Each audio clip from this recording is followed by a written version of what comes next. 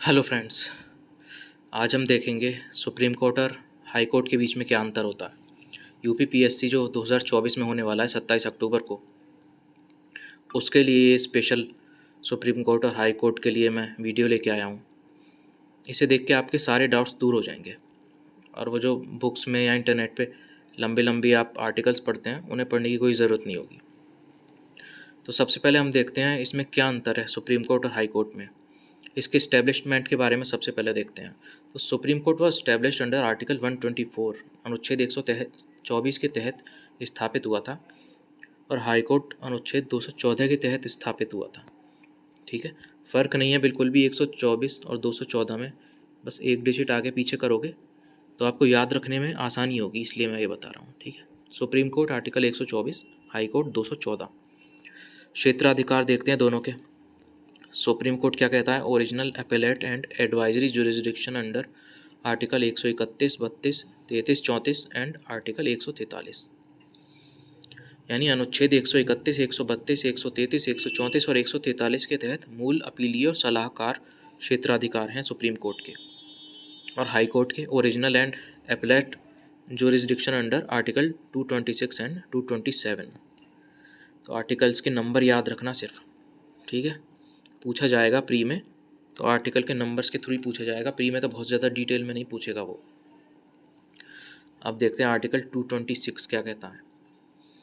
Supreme court के मामले में तो ये लागू ही नहीं होता। ठीक है, और हाई कोर्ट के मामले में क्या कहता है, it grants high court the power to issue writs for enforcement of fundamental rights and other purposes. मौलिक अधिकारों और अन्य उद्देश्यों के प्रवर्तन के लिए रिट जारी करने का अधिकार प्रदान करता है। देखो, मैंने हिंदी और इंग्लिश दोनों में इसीलिए प्रिंट किया है ताकि हिंदी मीडियम वाले और इंग्लिश मीडियम वाले दोनों ही देख पाएँ और समझ पाएँ, उन्हें अलग अलग वीडियो के लिए इधर उधर घूमना ना पड़े। सर्च करेंगे और डिटेल में अगर नहीं मिला तो फिर और वीडियोस की खाक छाननी पड़ेगी, इसीलिए इसी में मैंने दोनों दे दिए हैं। अब देखते हैं आर्टिकल 132 क्या कहता है सुप्रीम कोर्ट के लिए। It provides for appellate jurisdiction of supreme court in constitutional matters. संविधान मामलों में सुप्रीम कोर्ट की अपीलीय क्षेत्राधिकार के लिए प्रावधान करता है। और हाई कोर्ट के लिए क्या कहता है, it allows appeals from high courts to supreme court on substantial questions of law as to the interpretation of constitution. यानी संविधान की व्याख्या से संबंधित महत्वपूर्ण कानूनी प्रश्नों पर हाई कोर्ट से सुप्रीम कोर्ट में अपील की अनुमति देता है ये आर्टिकल 132। आते हैं नंबर ऑफ जजेस कितने होते हैं दोनों में। सुप्रीम कोर्ट में एज पर article 124(1) the strength of supreme court is determined by parliament currently. It includes the chief justice and 33 other जजेस। सो 33 जज, it includes the chief justice and 33 other जजेस। अनुच्छेद 124(1) के अनुसार सुप्रीम कोर्ट की संख्या संसद द्वारा निर्धारित की जाती है, जिसमें वर्तमान में मुख्य न्यायाधीश और 33 अन्य न्यायाधीश शामिल हैं। ठीक है,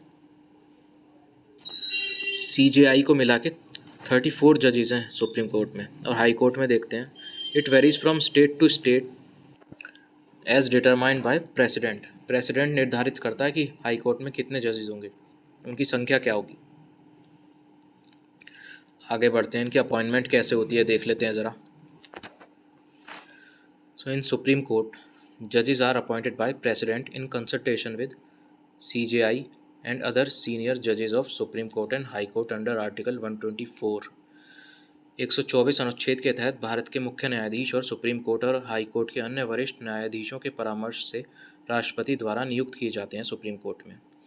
और हाई कोर्ट में जजेस are appointed by president in consultation with CJI of India, the governor of state and chief justice of high court under article 217।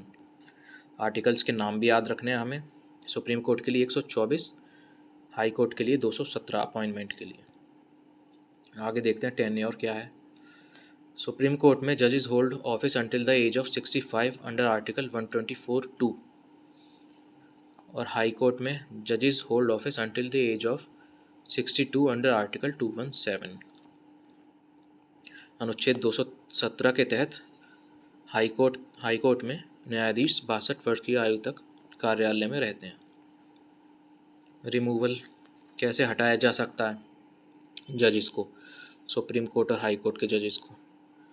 जजेस can be removed by the president in case of supreme court बता रहा हूँ ये मैं। जजेस can be removed by president on grounds of proved misbehaviour और incapacity through a process mentioned in article 124(4). न्यायाधीशों को अनुच्छेद 124(4) में उल्लिखित प्रक्रिया के माध्यम से सिद्ध दुर्व्यवहार या अक्षमता के कारण राष्ट्रपति द्वारा हटाया जा सकता है। ये सुप्रीम कोर्ट की रिमूवल प्रोसेस बताया मैंने। अब देखते हैं हाई कोर्ट का। जजेस can be removed by the president on grounds of proved misbehaviour और incapacity through a process mentioned in article 217।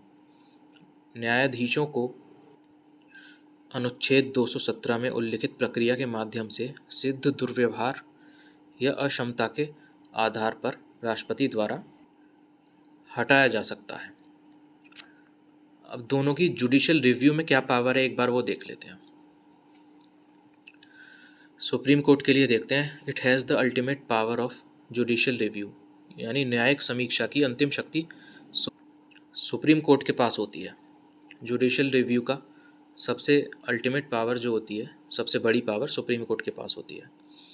और हाई कोर्ट के लिए it has the power of judicial review but it is subject to the supreme court's appellate jurisdiction. न्यायिक समीक्षा की शक्ति होती है लेकिन सुप्रीम कोर्ट के अपीलीय क्षेत्राधिकार के अधीन होता है हाई कोर्ट। ये इम्पोर्टेंट पॉइंट्स थे सुप्रीम कोर्ट और हाई कोर्ट के डिफरेंस के बीच में। जो मेन पॉइंट्स थे प्री में आने के लायक वो यही थे। बाकी अगर आप PYQ एनालाइज करेंगे, 2023 का पेपर मैंने सॉल्व किया हुआ है, यूट्यूब पे आप देख सकते हैं मेरी पुरानी वीडियोस, तो उसमें आपको पता चलेगा कि किस प्रकार के क्वेश्चन आते हैं। और ये पॉइंट्स मोस्ट इम्पॉर्टेंट पॉइंट्स हैं हाई कोर्ट और सुप्रीम कोर्ट के डिफरेंसेस के बीच में। प्री में कोई क्वेश्चन पूछा गया तो आप जवाब दे पाओगे इसके आधार पर। उम्मीद है आप लोगों को वीडियो अच्छी लगी होगी। मेरे साथ बने रहने के लिए थैंक यू वेरी मच। और मेरे चैनल को सब्सक्राइब करें, वीडियो को लाइक करें, शेयर करें। Thank you very much.